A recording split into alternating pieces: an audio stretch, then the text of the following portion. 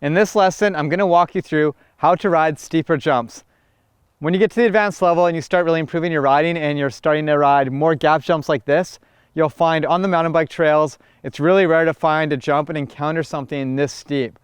And that makes it really intimidating for a lot of riders because it's something that's pretty rare to come across. But having the ability to come at a jump like this and comfortably hit it and have control in the air is a huge skill. It's super valuable and it'll bring your riding to that next level where your bike control is just so comfortable in the air. So let's take a look at everything you need to know when you're approaching a jump like this, a few things to think about in the air, and a couple tips to really help you get comfortable and get more confident riding jumps like this and even just approaching them and starting to get into it. Coming into a jump like this is obviously very intimidating if it's foreign to you. I mean, look at this thing, it's taller than me, and I wouldn't even consider this a big dirt jump. It's maybe a 6-foot lip at the most. It's pretty steep, but it's not ridiculously steep. And it's got a nice long radius to it, so it's gonna be pretty predictable on how to ride it, and it's not gonna be too aggressive, meaning it's not gonna kick you really fast.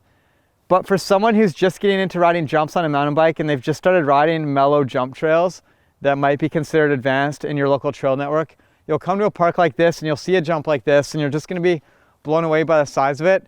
And that might shake you up, that might make you stiff, and that's the number one thing that stops people from riding steep, tall jumps like this, is because they're so scary looking. And the first thing that comes to their mind is, I can't do something like that, I can't risk getting injured. I can see why it's so intimidating. I mean, if you come and look at this jump right here, it's just as tall as I am, or a little higher even. It's steep, it's like looking at a wall. And if that's completely foreign to you, you have no idea what it's gonna feel like. And naturally, when we're nervous, we stiffen up, we get more rigid. And that's the last thing you wanna do when you're on jumps. You wanna stay relaxed and fluid. The second you get stiff, you're not gonna have control in the air. And I think that's the number one thing that happens is people don't have the confidence, they get scared. They think it's gonna ride way more different than it actually is. And then once they get in the air, they realize it's easier than they thought it would be, but they're stuck in a stiff position and they can't get out of it. There's a couple things you can do to really trust yourself on a steeper ramp like this. The number one thing I would say is slowly work your way up to ramps this size. So you're not just going straight into something this big, but you're starting off with, say, a knee-high jump, and then waist-high, and then chest-high, and then overhead. Like slowly working your way up to steeper and taller jumps, and then really feeling out how they feel different as you ride off them. And that'll give you a really good understanding on what to expect when you're coming into it. And then there's never any surprises. There's way less uncertainty, and you can be relaxed and focused on your technique. In order to make big, steep jumps more predictable, you can really break down and analyze how they're different from what you know how to ride already. Most jumps in a bike park are quite a bit lower than this, flatter takeoffs, and if you use all your basic jumping techniques that you already know, it's gonna be very predictable and easy to do. However, when you're looking at a tall ramp like this and it's a lot scarier, it's really hard to know what to do, and it's easy for you to get confused and feel completely lost. But if you just take a good look at this and analyze what's similar about it and what's different, you can really help yourself figure out how fast do I need to go. Now, imagine the jumps you've been riding all along, just extended and taller and steeper.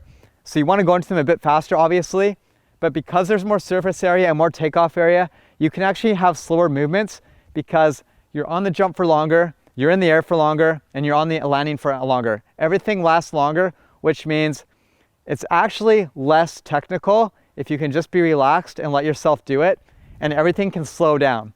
So almost take what you know about small jumps, approach them faster, but put everything else in slow motion, aside from the speed you're hitting it at. And this will help you relax, it'll help you focus on what you're doing, and you're not gonna get all jittery and freaked out in the air. Just stay relaxed and let the landing come into you, and it's gonna give you plenty of setup time and plenty of room for error.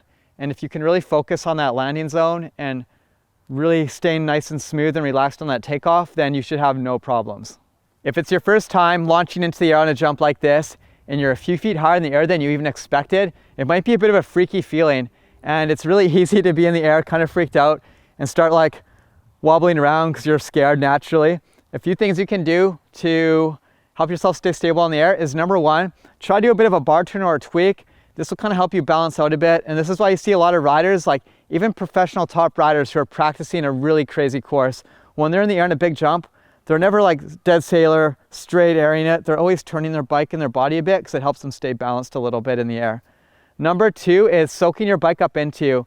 This is another way to create movement in the air and keep you balanced and almost distracted while you're spending time in the air. If you soak your bike up into you, that just gives you more room to open up for that landing. The third thing you can do is just experiment with coming off the jump a few different ways and feeling out kind of what your style is on bigger jumps like this. Some riders pop higher in the air more than others. Some riders go lower and faster on jumps than others because they find that more comfortable. You also need to scare yourself a little bit each time you're approaching new jumps like this, within reason though. So make sure you're riding within your ability and you're 100% confident you can nail the landing, but you should always feel a little scared and a little out of your comfort zone, because really that's the only way to progress. What can help you with this is having friends to ride with who will push you and also are at the same level as you or a little better, so you guys can challenge each other, feed off each other's energy, and this is a great way to feel a little safer at the same time. Most jump lines that you find on the trail aren't way less technical than steep ramps like this. They're just a lot easier looking and way less intimidating. I mean, you're not going at a wall. It doesn't look like you're riding into a giant wall of dirt, which can scare people a lot. But I want you to know that you can do this. It's not a lot harder. You just have to stay relaxed, slow things down, and really be committed. 100% commitment, no hesitation, and just be fully in it and ready for it, and you'll hit it no problem.